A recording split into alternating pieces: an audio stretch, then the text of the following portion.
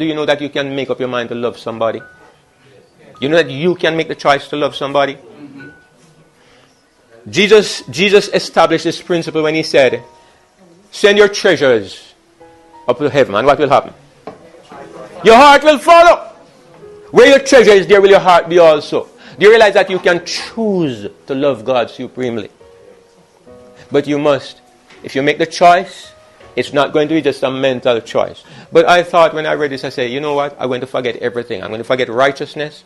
I'm going to forget living good. I'm going to forget faith. And I'm going to seek to love Him.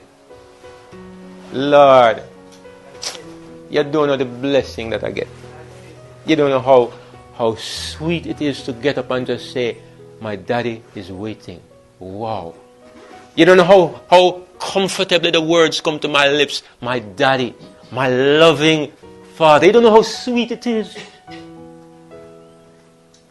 For what? What have I done? All of a sudden, everything is a testimony. Every little blessing. The very food that I'm eating. I thank Him because it tastes good. Every little thing is a blessing. Every little thing in my life, I'm seeing His hand when all these things were happening before. And I wasn't seeing it.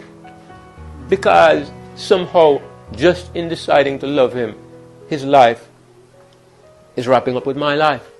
I'm feeling so comfortable because I'm not alone. I'm feeling so comfortable because I have a friend who is with me. When I get up here to preach, I'm not preaching. He's with me. I can't go wrong. I can't go wrong.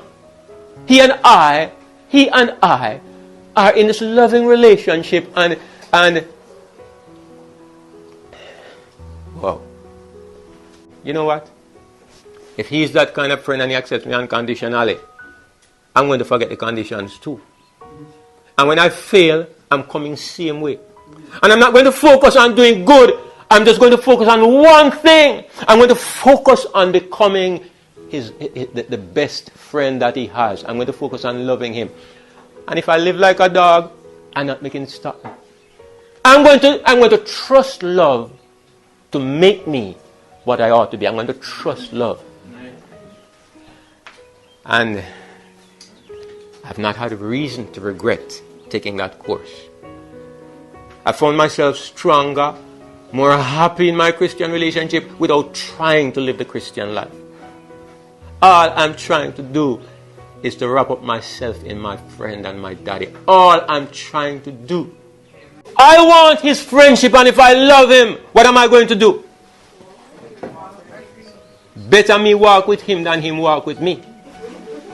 Because His way better than my way all the time, right? I know this, but I know that I like my way. So I have conflicts in my life where I want my way, but I love Him better. So I'm walking His way, and sometimes I fail, but what? I go back to working on the love. And the next time, look here, if you're working on changing your faults because you're led by rules, my goodness, it is the hardest thing in the world.